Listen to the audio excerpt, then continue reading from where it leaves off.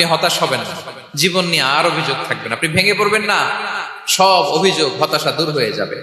আমাদের জীবনে যত হতাশা, আমাদের জীবন নিয়ে যত অভিযোগ, আমাদের মনে যত কষ্ট, আমাদের হৃদয়ের ভেতরে যত অস্থিরতা, তার মূলে হচ্ছে এই সমস্যা যে আমরা ভুলেই গেছি আমরা পরীক্ষা দিতে আসছি। এই যে আমাদের জীবন, এই জীবনের জন্য বিপদ, আপদ, পরীক্ষা, স্ট্রাগল, এটা অনিবার্য, এটা হবে। বিপদ নাই, কষ্ট নাই, আপদ নাই, অনিশ্চয়তা নাই, স্ট্রাগল নাই, এমনকি কেউ আছে এখানে?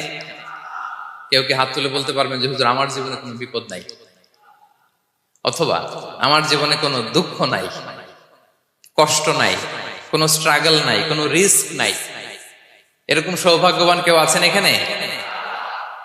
তাহলে জীবনের জন্য পরীক্ষা, এটা অনস্বীকার্য, হবেই হবে পরীক্ষা।